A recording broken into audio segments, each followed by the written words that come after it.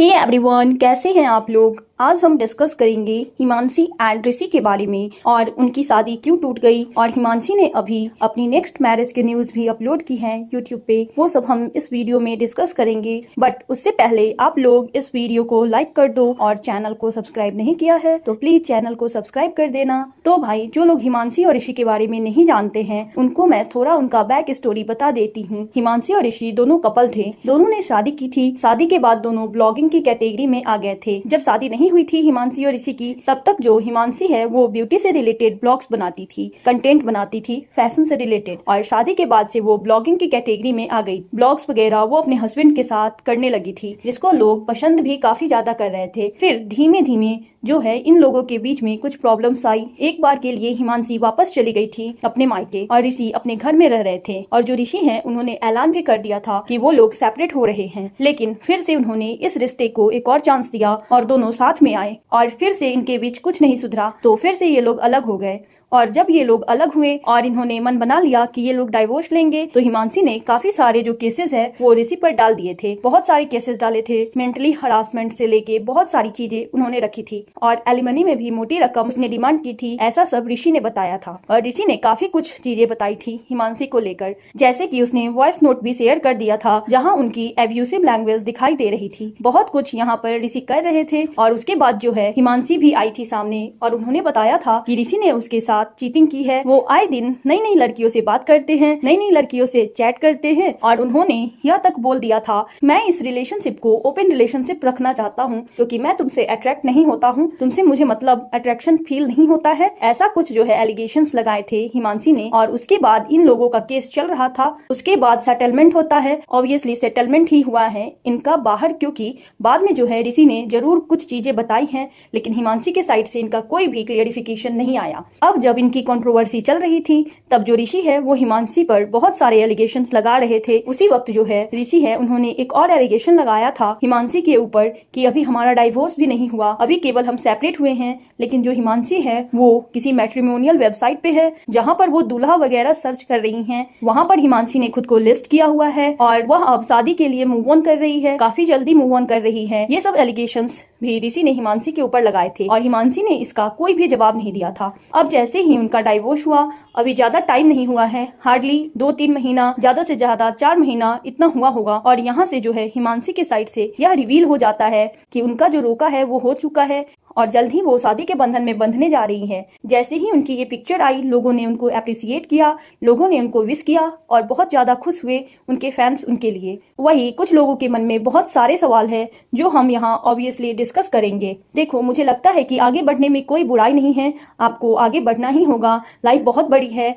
अगर आप चाहते हो कि आपकी लाइफ में कोई ना कोई रहे, आपका सपोर्ट सिस्टम बन के या आपका फ्रेंड बन के या जैसे भी बन के, तो आप मूव ऑन कर सकते हो। लेकिन बात यहाँ यह है कि इतनी जल्दी मूव ऑन करना यह मतलब थोड़ा सा अजीब लगा है। और जो हिमांशी ने ब्लॉग शेयर किया है, जो छोटी सी उन्होंने क्लिप बनाकर डाली है जहाँ वह यह बोल रही है कि मेरा मन नहीं था, मैं आगे मूव ऑन तो नहीं करना चाहती थी, अभी इतनी जल्दी नहीं करना चाहती थी, तो वो मूव ऑन कर रही है। इसमें बुराई कुछ भी नहीं है, वो मूव ऑन कर सकती है, बिल्कुल अपनी लाइफ में आगे बढ़ सकती है। लेकिन फिर फैंस के दिमाग में वही सवाल आता है जो ऋषि बोल रहा था कि वो बिल्कुल मन बनाकर ही थी कि उन्हें अलग होना है और उसको कोई भी इमोशनल अटैचमेंट नहीं था और वो बहुत जल्दी ही मूव ऑन कर गई। यह चीज जो ऋषि बोल रहा था कि वो मैट्रिमोनियल साइट पर है, वो तो हिमांशी के इस ब्लॉग के बाद यही साबित हो जाता है। और जो आप क्लिप्स देखोगे या वीडियोस फोटो देखोगे तो वहाँ पर कुछ उन्होंने गिवली आर्ट भी अपलोड किया हुआ है और अपना और अपने फियांसे का भी। तो उसके साथ जो इनका बॉन्ड दिख रहा है वो भी ऐसा नहीं दिख रहा कि वो अभी अभी जस्ट बिल्कुल अभी स्टार्ट हुआ है या मतलब अरेंज टाइप का, वैसा कम दिख रहा है। मुझे आप लोग भी इस चीज को नोटिस करना और बताना। बाकी देखो, वो आगे मूव ऑन कर रही है, इसमें कोई बुराई नहीं है, हम लोग उसको विश करना चाहेंगे। इसके अलावा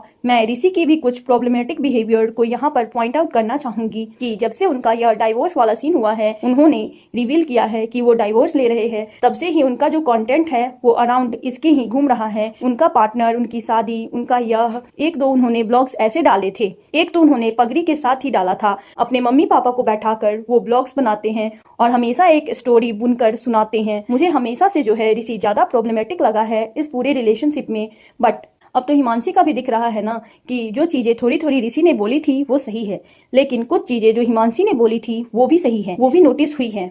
तो जैसा कि ये पूरी फैमिली अभी ये कंटेंट बना रही है, ऋषि बार बार अपनी मम्मी पापा को लाता है, कभी उनकी लव स्टोरी लाता है, कभी कुछ लाता है। वो पूरा कोशिश कर रहा है कि उसके ब्लॉग्स है दोबारा से पटरी पर आ जाए, जैसा कि उनका हिमांशी के साथ चलता था। हिमांशी के साथ जब वो ब्लॉग्स बनाते थे तो वैसे ब्लॉग्स चलते थे, वैसा वो चाह रहा है कि यहाँ भी हो जाए। तो इसीलिए वो अपना पूरा हाथ पैर वगैरह मार रहा है और बीच बीच में वो शादी वाला कंटेंट भी लेकर आता है कि मूव ऑन करना, या जो भी मेरी फ्यूचर जो मेरी वाइफ है वो देख रही है तो ये सुन ले कि मुझे पसंद है कि वो किचन में भले ही खाना ना बनाए, लेकिन वो थोड़ा थोड़ा मसाले डाल दे, वो थोड़ा करची हिला दे, क्योंकि इससे प्यार बढ़ता है। मतलब ये जो दिखावा वाली बातें हो रही है ये मुझे हजम नहीं होती, वो जो वो करता है अपने ब्लॉग्स में। लेकिन उसने कुछ बातें की थी जब ये लोग बुरी तरह से लड़ थे। उसकी जो सिस्टर है उसने भी बातें की थी कि हमने उसे ग्लैम गर्ल बनाया, हमने उसको ब्लॉगिंग की कैटेगरी में उतारा। वो तो बहुत ज्यादा मतलब डरती थी ब्लॉग्स बनाने से, वो कंफर्टेबल नहीं थी, हम थे उसको बनाने वाले। ये चीज उन्होंने कई बार बोली है। तो फिर आप क्यों नहीं वैसे बन पा रहे हो, आप क्यों नहीं उस मुकाम पर पहुंच पा रहे हो जो आप एलिगेशंस लगाते थे? क्योंकि ऋषि का एक ब्लॉग आया था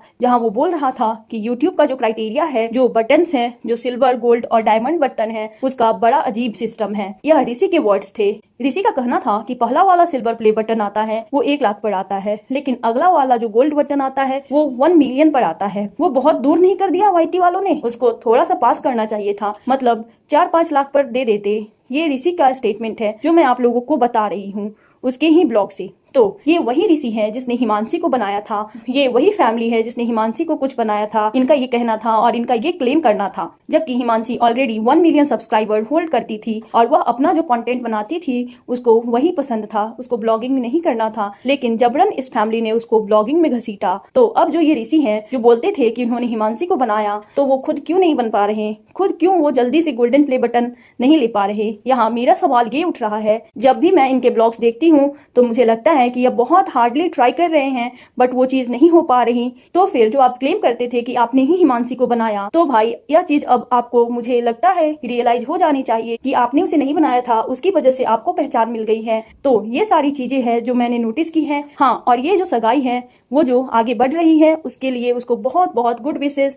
लेकिन भाई जो इतनी जल्दी मूव ऑन कर रहा है तो वो इतना इजी नहीं होता, इतनी इजी मूव ऑन कर पाना। हालांकि उन्होंने सफाई दी है हिमांशी ने कि मैं 1.5 साल से इधर रह रही हूँ ससुराल को छोड़कर, तो वो कहीं ना कहीं इनडायरेक्टली बोलना चाह रही थी, घुमा घुमा कर कोशिश कर रही थी कि वो 1.5 साल हो चुका है तो वो मूव ऑन कर सकती है। यह चीज शायद वह बोलना चाह रही थी अपने ब्लॉग्स में। बाकी आप लोगों ने जो भी नोटिस किया है, आप लोगों के जो भी ओपिनियन है वो आप कमेंट सेक्शन में जरूर बताना। मिलते हैं जल्द ही नेक्स्ट वीडियो के साथ, तब तक के लिए बाय बाय और चैनल को सब्सक्राइब कर लेना।